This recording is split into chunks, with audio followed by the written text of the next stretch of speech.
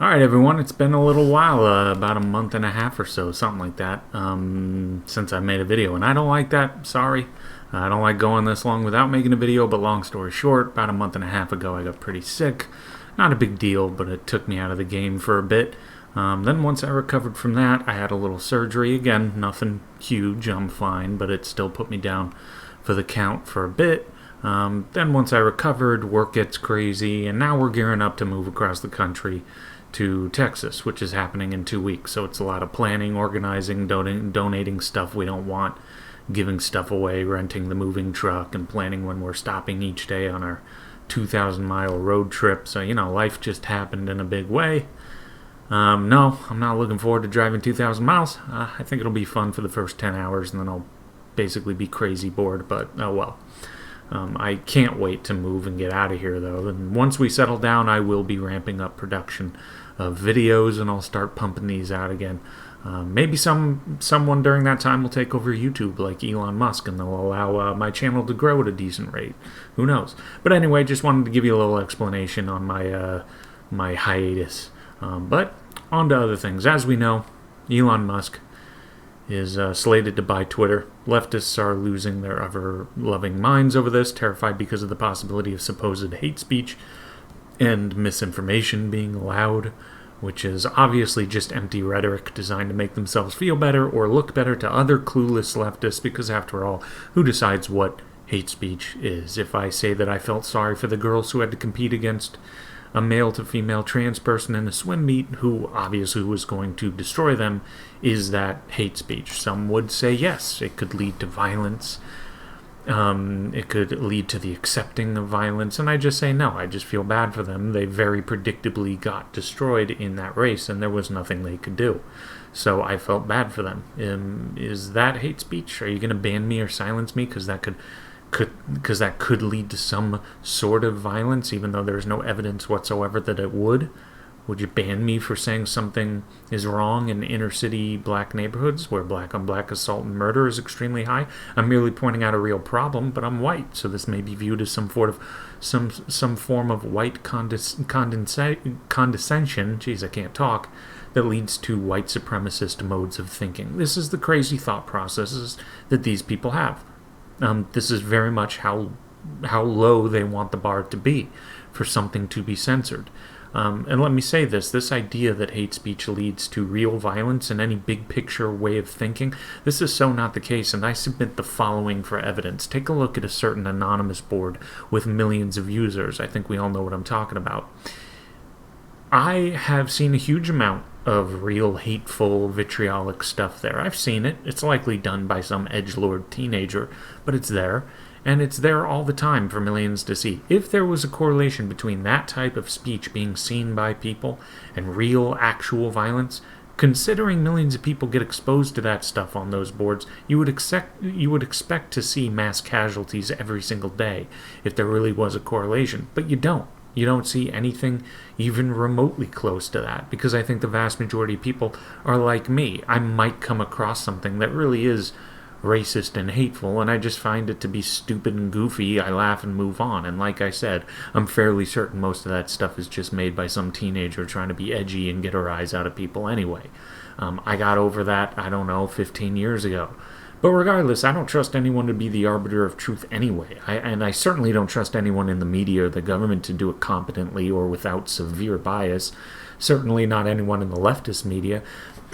I mean, how many examples do people need? You can go back to the Covington Catholic kids where they just had a knee-jerk reaction to excuse me, jeez, to condemn these kids without knowing a thing about what actually happened.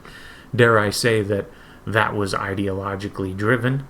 Jussie Smollett, of course, which was an obvious lie from the beginning, yet they decided to not use any rational part of their minds, but instead just parade his story around as just terrible proof of the hateful and racist society we live in. And meanwhile, those of us with a functioning brain, of all races, just saw right through it immediately. Or how about January 6th? We had some arbiters of information trying to control the narrative with that. Remember when there was all this footage that Congress was desperate to not have released? And then it got released anyway, and everyone saw the shocking footage of Basically, some senior citizens more or less taking an unguided tour through the Capitol, and some grown adults acting like children throwing a little temper tantrum. Stupid and immature, no doubt, but just not even remotely close to living up to the hype. We were told it was an insurrection, a coup. Well, if that's what they were going for, they should have had a feeder program coming from somewhere other than a nursing home. I don't know. But that was important information on people deserved to know, so they could have a perspective and opinion on January 6th that was based in reality and, dare I say, truth. But the last thing that leftists want to contend with is reality and truth. They can't control or influence people in the arena of truth. They have to operate in the land of make-believe and emotional overreactivity. That's their bread and butter. The more free speech and the free flowing of ideas is allowed, the more difficult it is for them. Another example, the probability that leftists who believe that thousands of unarmed black men are killed by police each year. And yes, polls have been done on this, and that is what is found. Those leftists who make these types of estimations are off by thousands.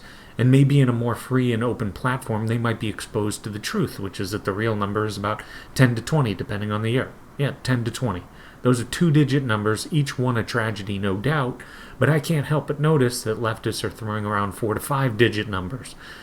That's several magnitudes of order off. That's how far off leftists are from reality, and it comes from disingenuous, dishonest, race-baiting elites on the left.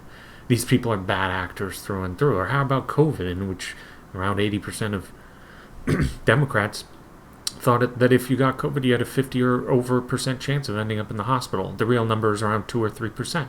Or how about Walensky, the director of the CDC, and Joe Biden and Kamala Harris saying if you're vaccinated, you cannot get or spread COVID. They said this at a time that the powers that be were silencing people over saying otherwise, and saying that makes no sense. The vaccine probably will help you personally, but how would it totally prevent transmission?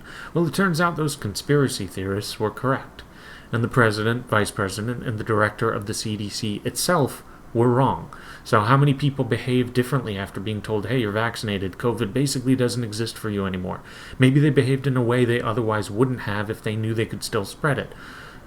So these people screaming about how Twitter becoming more in line with a platform that respects free speech could lead to misinformation, the people screaming about this have absolutely no foundation to stand on here, none whatsoever.